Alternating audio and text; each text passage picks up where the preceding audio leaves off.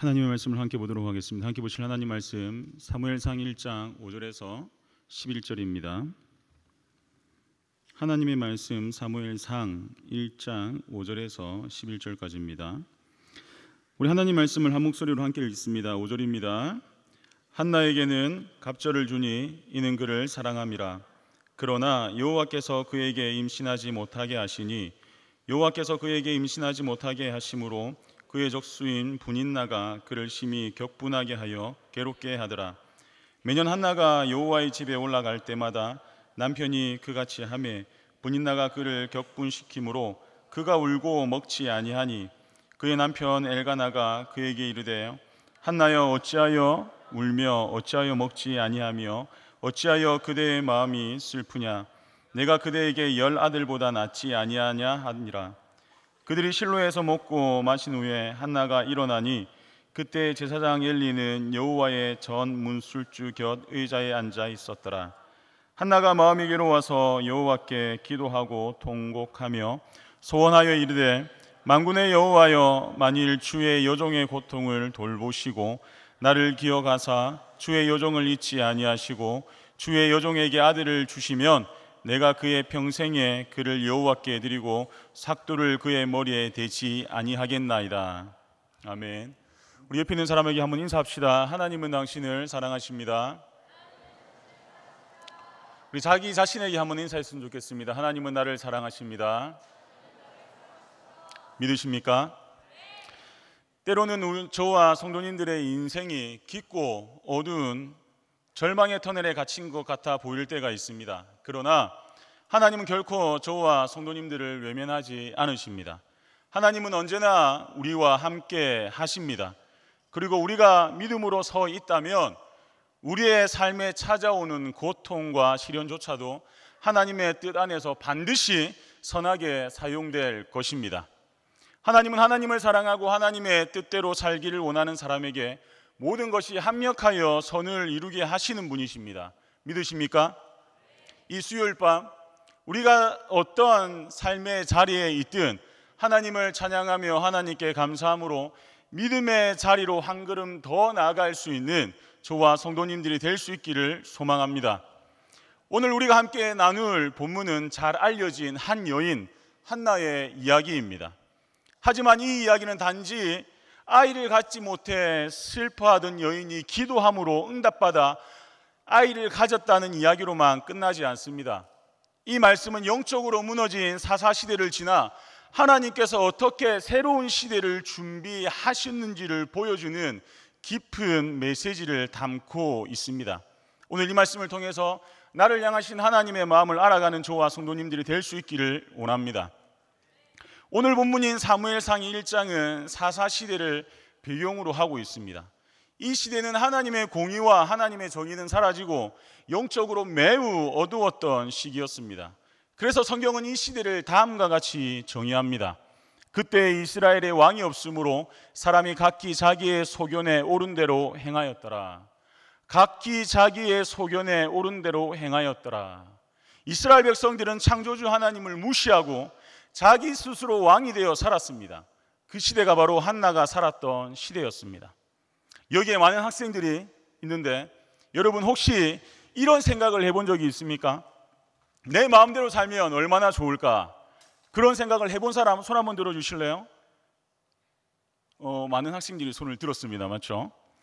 엄마 아빠의 잔소리를 듣지 않고 그냥 내가 다 하고 싶은 것 하면서 살면 얼마나 좋을까? 여러분 그런 생각을 해보셨죠? 그러면 여러분 정말 이렇게 살면 행복하고 좋을까요? 한번 상상해 봅시다. 만약 가정에서 여러분들이 마음대로 산다면 어떻겠습니까? 금쪽이처럼 부모님 말씀은 전혀 안 듣고 밤늦게까지 게임하고 유튜브하고 밖에서 놀고 밥은 먹고 싶을 때 먹고 학교는 가고 싶을 때 간다면 어떻겠습니까? 부모님들도 나만의 행복을 외치면 밥도 안 하고 돈도 안 벌고 가정과 아이들을 돌보지 않는다면 이 가정은 어떻게 되겠습니까? 머지않아 부부는 이혼하고 가정은 깨어지고 자녀들은 버려진 아이들처럼 살게 될 것입니다. 학교를 한번 예를 들어 봅시다. 학교에서 모든 학생들이 자신이 원하는 대로 살아간다면 어떻게 되겠습니까? 수업은 엉망이 됩니다. 서로 싸우고 완전 난장판이 될 것입니다. 결국 학교도 사라지고 말 것입니다. 사회는 어떻겠습니까? 모두가 자신이 하고 싶은 대로 산다면 법은 무용지물이 되고 사건, 사고가 끊임없이 일어날 것입니다. 힘 있는 사람들만 살아남고 힘없는 사람들은 힘 있는 사람들의 눈치를 보게 되고 온갖 불법과 불합리한 일들이 벌어질 것입니다. 결국 국가도 붕괴될 것입니다. 벌써 이러한 일들이 우리 주변에서 버젓이 일어나고 있지 않습니까? 이런 세상에서 살고 싶으십니까? 자신의 생각에 옳은 대로 행했던 시대, 그 결과 영적, 도덕적 타락이 극에 달했던 시대, 그래서 수많은 성경학자들은 이 시대를 이스라엘 역사상 가장 어둡고 타락했던 시대라 평가하고 있습니다. 그런 시대를 바라보는 하나님의 마음은 얼마나 아프셨겠습니까? 그럼에도 불구하고 그런 절망적인 상황 속에서도 신실하신 하나님은 일하고 계십니다. 믿으십니까? 사람들은 자기 마음대로 살았지만 하나님은 여전히 이스라엘의 회복과 구원 계획을 진행하고 계셨다는 것입니다. 오늘날 우리가 살아가는 대한민국의 모습도 놀라울 만큼 사사시대와 닮아 있습니다. 세상뿐 아니라 교회조차 진리의 기준이 무너지고 있습니다. 하나님의 말씀보다는 세상의 여론을 따르고 하나님께 순종하기보다는 세상과 타협하고 있습니다. 하나님을 대적하는 차별금지법, 동성애 합법화, 성평등 이데올리가 공공연히 퍼지고 있는데도 많은 교회들이 침묵하며 심지어 이를 지지하기까지 합니다. 더 큰 비극은 하나님의 말씀만을 따라야 하는 교회들이 하나님의 말씀에 순종해서 잘못됐다고 외치는 교회와 성도들을 향해 오히려 극우라는 프레임을 씌워 갖은 공격을 퍼붓고 있습니다. 최근 보수주의, 성경주의를 지키는 분을 수련회 강사로 세우려 하니 많은 사람들이 수련회를 정치 집회, 극우 집회로 낙인 찍고 공격합니다. 참으로 비통한 것은 그 사람들 대부분이 목사님들이거나 자칭 하나님을 믿는 교인이라는 사실입니다. 그렇습니다. 지금의 대한민국은 사사 시대처럼 영적으로 어두운 시대입니다. 그러나 하나님은 하나님의 뜻을 이루시기 위해 지금도 신실하게 일하고 계십니다. 믿으십니까? 하나님은 당신의 선하신 뜻을 이루기 위해 사람을 찾고 계십니다. 그렇다면 하나님께서 주목하시는 사람은 누구입니까? 하나님은 하나님을 무시하고 지멋대로 살았던 이스라엘을 그냥 모른 채 하지 않았습니다. 하나님은 고난 앞에 하나님께 나와 기도하고 통곡했던 한 사람을 통해 이스라엘을 회복시킬 그 프로젝트를 시작하셨습니다. 그 사람이 누구입니까? 바로 한나입니다. 당시 한나는 사회적으로 볼 때 수많은 약점과 결함을 가지고 있었습니다. 그녀는 아이를 출산하지 못하는 수치스러운 여인이었습니다. 당시 이스라엘 사회에서 자녀는 하나님께서 축복하시는 축복의 대명사였습니다. 반대로 자녀가 없다는 것은 하나님의 축복을 받지 못한 저주받은 삶이라 여겨졌습니다. 그래서 한나는 오랜 세월 저주받은 여인, 버림받은 여인이라는 꼬리표를 달고 살아야만 했습니다. 사람들로부터 멸시당하고 수치심 속에서 고통받으며 하루하루를 견뎌내야 했습니다. 더 견디기 힘들었던 건 남편 엘가나의 두 번째 부인인 분인나의 괴롭힘과 멸시였습니다. 분인나는 자녀가 있다는 이유로 자녀가 없는 한나를 끊임없이 괴롭히고 조롱하며 멸시했습니다. 얼마나 서럽고 얼마나 외롭고 얼마나 원통하고 얼마나 억울했겠습니까? 그런데 한나가 자녀를 갖지 못한 것은 단순히 한나의 신체적 문제가 있어서가 아닙니다. 오늘 본문 5절과 6절은 반복해서 다음과 같이 말합니다. 하나님께서 한나에게 임신하지 못하게 하셨다. 즉 하나님께서 한나의 태를 닫으셔서 한나가 임신하지 못한 것입니다. 그렇다면 질문이 생깁니다. 왜 하나님께서는 한나에게 이런 고통을 허락하셨을까요? 하나님께서는 사람의 고통을 즐기는 분이실까요? 절대 그렇지 않습니다. 하나님은 선하신 분이십니다. 여기서 저와 성도님들이 반드시 기억해야 할 아주 중요한 사실이 하나 있습니다. 하나님께서 우리에게 허락하시는 고난과 그 고통의 이면에는 하나님의 선하신 계획이 있다는 사실을 반드시 기억하시길 원합니다. 다시 한번 읽어드리겠습니다. 하나님께서 우리에게 허락하시는 그 고통과 고난의 이면에는 하나님의 선하신 계획이 반드시 있다는 것입니다. 창세기 50장 20절에 요셉은 다음과 같이 고백합니다. 당신들은 나를 해하려 하였으나 하나님은 그것을 선으로 바꾸사 오늘과 같이 많은 백성의 생명을 구원하게 하시려 하셨으니. 요셉은 형들에 의해서 인신매매 당해 애굽으로 노예로 팔려갔습니다. 그러나 이는 요셉의 모든 가족의 생명을 구원하셔서 이스라엘이라는 나라를 세우시려는 하나님의 선하신 섭리였던 것입니다. 하나님께서 한나에게 고통을 허락하신 것 또한 하나님께서 이 한나의 고통을 통해 이스라엘을 회복하려고 하셨던 하나님의 섭리였던 것입니다. 그렇다면 감당할 수 없는 그 고통 가운데 한나는 어떻게 행동합니까? 10절입니다. 다 같이 읽겠습니다. 시작. 한나가 마음이 괴로워서 여호와께 기도하고 통곡하며. 제가 다시 한번 읽어드립니다. 한나가 마음이 괴로워서 여호와께 기도하고 통곡하며. 한나는 자신의 고통과 슬픔, 눈물을 하나님 앞에 가지고 나왔습니다. 그리고 하나님께 간절히 기도하며 울부짖었습니다. 한나는 자녀를 허락하지 않으신 하나님을 원망할 수도 있었지만, 다른 여자를 통해서 자녀를 얻은 이 남편 엘가나를 원망할 수도 있었지만, 날마다 자신의 속을 뒤집어 놓는 분인나를 저주할 수도 있었지만, 한나는 자신의 생각, 세상의 방식을 따르지 않았습니다. 오직 하나님의 뜻을 따라 하나님께 나와 울며 자신의 마음을 쏟아냈습니다. 더 나아가 아들을 주시면 하나님께 드리겠다고 서원함으로 자신의 뜻보다 하나님의 뜻이 이 땅 가운데 이루어지게 해달라고 기도하며 부르짖고 부르짖었다는 것입니다. 사사시대를 향한 하나님의 뜻은 무엇입니까? 하나님께 나와 기도하고 통곡하는 것입니다. 하나님께 부르짖는 것입니다. 하나님의 뜻이 이 땅 가운데 이루어지게 해달라고 부르짖고 부르짖는 것이 사사시대를 향한 하나님의 뜻이었습니다. 하나님은 자신의 뜻이 아닌 하나님의 뜻을 구하며 눈물로 부르짖어 기도했던 한 여인을 통해 사사시대를 끝내고 새로운 시대를 여셨습니다.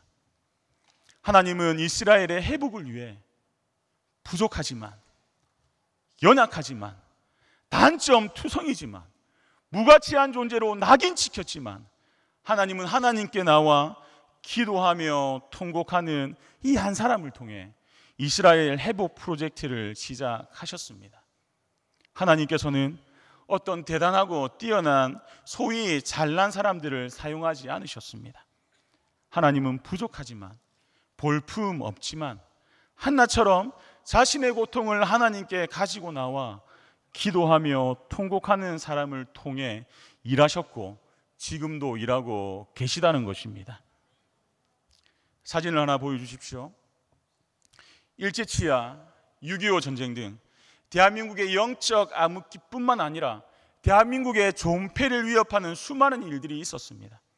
그때마다 대한민국이 위기에서 벗어나고 대한민국이 회복할 수 있었던 이유는 잘난 것 없지만, 볼품 없지만, 연약하지만 하나님께 나와 눈물로 기도하고 부르짖은 그 한 사람이 있었기 때문입니다. 사사시대보다 더 어두운 시대가 지금인 것 같습니다. 하나님 지금 이때에 하나님께 나와 기도하는 사람을 통해 이 시대를 회복시켜 가실 것입니다. 믿으십니까? 제가 중고등학생이던 시절 한국교회는 밤낮으로 기도의 소리로 가득 채워졌습니다. 어느 교회를 가도 부르짖는 기도의 소리가 밤낮으로 끊이지 않았습니다. 그런데 지금은 어떻습니까? 내 집은 만민이 기도하는 집이라 하셨지만 많은 교회들이 문을 닫고 기도를 멈췄습니다. 그런 상황 속에서 365일 언제든 기도할 수 있도록 문을 열어둔 이 세계로 교회에서 신앙생활을 할 수 있다는 것이 얼마나 큰 축복인 줄 아십니까? 하나님은 지금 기도의 사람을 찾고 계십니다. 자신의 고통을 품고 하나님 앞에 나와 눈물로 통곡하며 부르짖는 사람, 그 한 사람이 바로 저와 성도님들이 되시길 주님의 이름으로 축원합니다. 하나님께서는 당신의 뜻을 따라 기도하고 통곡하는 한나의 기도를 외면하지 않으셨습니다. 여호와께서 그를 생각하신지라, 여호와께서 그를 생각하신지라라는 말씀처럼 창조주 하나님께서는 수많은 사람들 가운데 한나를 기억하셨고 한나의 기도에 응답하셨습니다. 마침내 때가 이르러 하나님께서 한나의 태를 여시고 한나에게 아들을 주셨습니다. 하나님은 한나 개인의 기도에 응답하셨을 뿐만 아니라 그 아들 사무엘을 통해 이스라엘의 영적 암흑기를 끝내시고 이스라엘을 회복시켜 주셨습니다. 새로운 시대가 열렸습니다. 하나님은 한 사람의 간절한 기도에 한 가정을 회복시켜 주셨고 한 나라를 회복시켜 주셨고 한 세대를 회복시켜 주셨습니다. 여호와께서 그를 생각하신지라, 여호와께서 그를 생각하신지라. 오늘 밤 이 기도의 자리에서 부르짖는 저와 성도님들에게 하나님은 동일하게 말씀하고 계십니다. 내가 너를 생각하고 있다. 내가 너를 기억하고 있다. 내가 너를 생각하고 있다. 말씀을 정리하겠습니다. 오늘 우리가 살아가는 이 대한민국은 복음 위에 세워졌음에도 불구하고 사사시대와 너무 닮아 있습니다. 정치 지도자들은 하나님을 조롱하며 자신의 생각에 옳은 대로 행하고 있습니다. 사람들은 더욱더 자기 생각대로 살아갑니다. 인본주의와 거짓이 만연합니다. 하나님의 정의와 공의는 찾아볼 수도 없고 법은 본래의 기능을 상실한 채 힘 있는 자들의 소유물이 되어 있습니다. 자유민주주의의 근간은 흔들리고 있으며 무너져서는 안 될 교회조차 하나님의 말씀을 외면하고 진리의 기준을 무너뜨리고 있습니다. 기도하는 집이어야 할 교회는 문을 걸어 잠그고 침묵하고 있습니다. 하지만 하나님은 지금도 일하고 계십니다. 하나님은 여전히 하나님의 뜻을 구하는 사람을, 자신의 생각을 내려놓고 하나님의 옷자락이라도 붙들려는 사람을, 그가 비록 연약하고 부족하고 볼품없고 단점투성이일지라도 한나처럼 자신의 문제를 하나님께 가지고 나와 통곡하며 기도할 수 있는 사람을 찾고 계십니다. 그리고 바로 그 사람을 통해 하나님은 대한민국을 회복시키시고 대한민국을 새롭게 하실 것입니다. 그 사람이 누구입니까? 이 자리에 앉아 있는 학생들입니다. 그 사람들이 누구입니까? 바로 저와 성도님들입니다. 우리는 이미 경험했습니다. 코로나19 팬데믹 시기에 정치 방역으로 전면적인 대면 예배 금지가 내려졌을 때 많은 교회가 이에 굴복해서 예배를 포기했습니다. 그러나 시골 변방에 있는 우리 세계로 교회는 하나님의 말씀에 순종하기 위해 목숨 걸고 예배를 지켰습니다. 어린아이부터 어르신들까지 모든 세대가 금식하고 부르짖으며 하나님께 기도했습니다. 그 부르짖는 기도 속에서 하나님은 예배를 회복시켜 주셨고 그 후로 수많은 한국교회가 예배의 자유를 누릴 수 있었습니다. 사진을 보여주십시오. 우리는 보았습니다. 차별금지법을 막기 위해 열렸던 12.7 연합예배.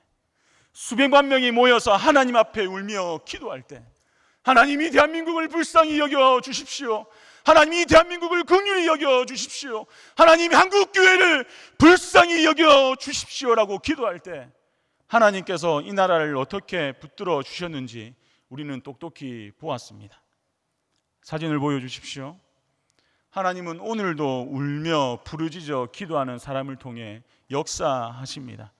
저와 성도님 한 사람 한 사람이 모여, 한 교회 한 교회가 모여, 한 지역 한 지역의 사람들이 모여 한 마음으로 울며 통곡할 때 한나를 기억하신 하나님께서 저와 성도님을, 우리 세계로교회를, 우리 한국교회를 생각하셔서 반드시 이 땅을 회복시켜 주실 것입니다.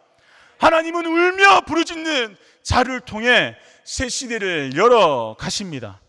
오늘 그 부르짖는 기도의 자리가 저와 성도님들의 자리가 될 수 있기를 예수님의 이름으로 간절히 축원합니다.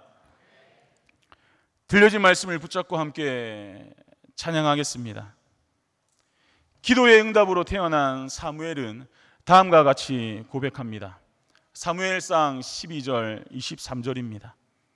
나는 너희를 위하여 기도하기를 쉬는 죄를 여호와 앞에 결단코 범하지 아니하고, 나는 너희를 위하여 기도하기를 쉬는 죄를 여호와 앞에 결단코 범하지 아니하고.